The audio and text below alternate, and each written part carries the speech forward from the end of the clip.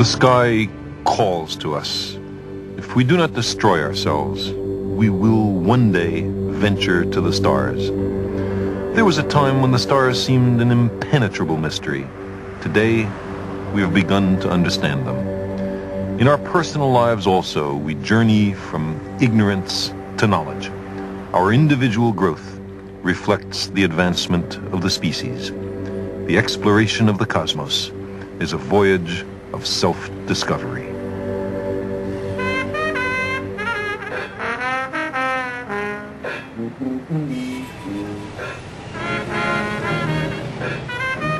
When I was a child, I lived here, in the Bensonhurst section of Brooklyn, in the city of New York. I knew my immediate neighborhood intimately. Every candy store, front stoop, backyard, empty lot, and wall for playing Chinese handball.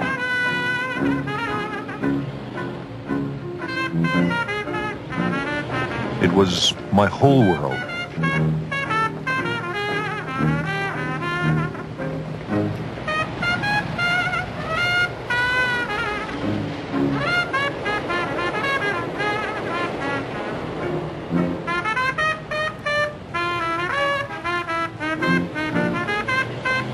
But more than a few blocks away, north of the raucous traffic and elevated railway on 86th Street, was an unknown territory, off limits to my wanderings. It could have been Mars for all I knew.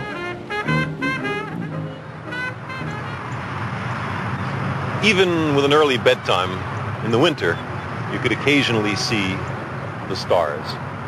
I would look up at them and wonder what they were.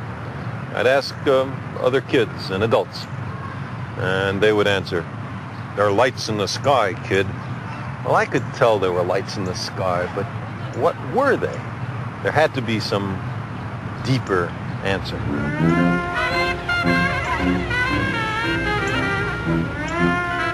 I remember I was issued my first library card. I think it was some library over there on 85th Street. Anyway, it was in alien territory. And I asked the librarian for a book on stars. She gave me a funny kind of picture book with portraits of men and women with names like Veronica Lake and Alan Ladd. I explained that wasn't what I wanted at all. And for some reason then obscure to me, she smiled and got me another book, the right kind of book.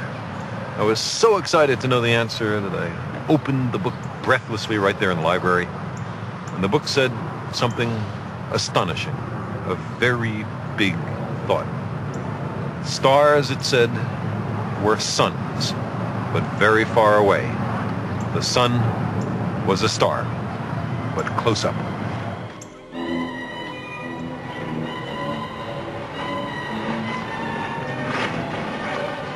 How, I wondered, could anybody know such things for sure? How did they figure it out? Where did they even begin?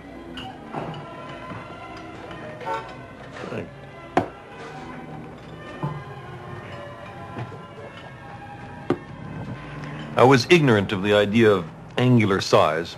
I didn't know a thing about the inverse square law of the propagation of light. I didn't have the ghost of a chance of calculating the distance to the stars. But I could tell that if the stars were suns, they had to be awfully far away, further away than 86th Street, further away than Manhattan, further away probably than New Jersey. The universe had become much grander than I had ever guessed. And then I read another astonishing fact. The Earth, which includes Brooklyn, was a planet. It went around the sun. There were other planets. They also went around the sun, some closer to the sun, some further from the sun. But planets didn't shine by their own light the way the sun does. No, planets simply reflected the little bit of light that shines on them from the sun back to us. If you were a great distance away from the sun, you wouldn't be able to see the Earth or the other planets at all. Well then, it stood to reason, I thought, that those other stars ought to have their own planets. And some of those planets ought to have life. why not? And that life ought to be pretty different from life as we know it, life here in Brooklyn. Ganymede, look at this amazing Ganymede stuff. Wait, I want to give to people who As a child, it was my immense good fortune to have parents and a few teachers who encouraged my curiosity. This was my 6th grade classroom. I came back here one afternoon to remember what it was like. I brought some of the breathtaking pictures of other worlds that had been radioed back by the Voyager spacecraft in their encounters with Jupiter and its moons. Okay, this is Callisto, which is... What is a Callisto? I want a Callisto. Now you got it. What is it? It's the outermost big moon of Jupiter. Who is this guy? Europa! Another Europa.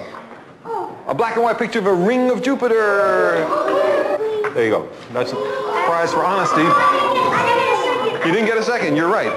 Which one would you like? Okay. No. What? How do... You didn't get a second.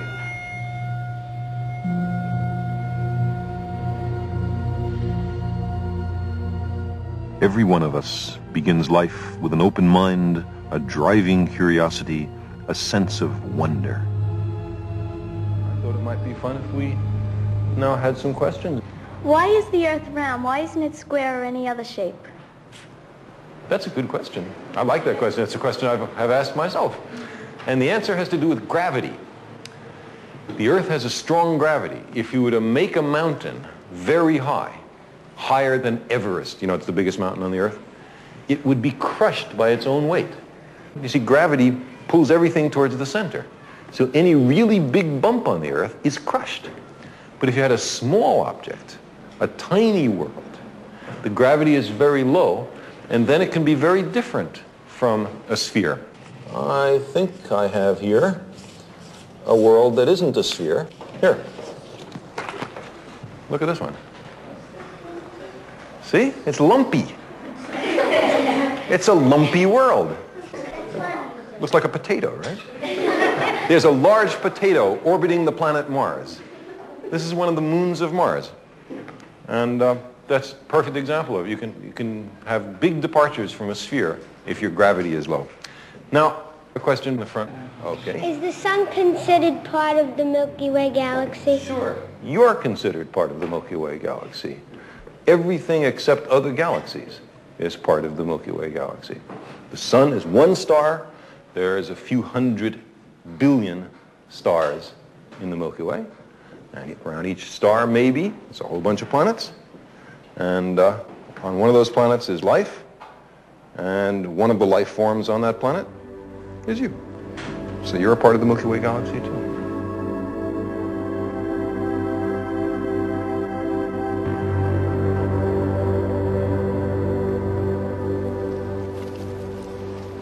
Sometimes I think how lucky we are to live in this time, the first moment in human history when we are, in fact, visiting other worlds and engaging in a deep reconnaissance of the cosmos.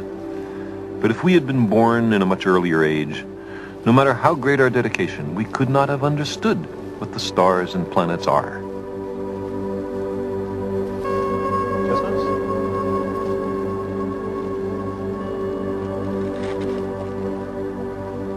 We would not have known that there were other suns and other worlds. This is one of the great secrets, wrested from nature through 1,000,000 years of patient observation and courageous thinking.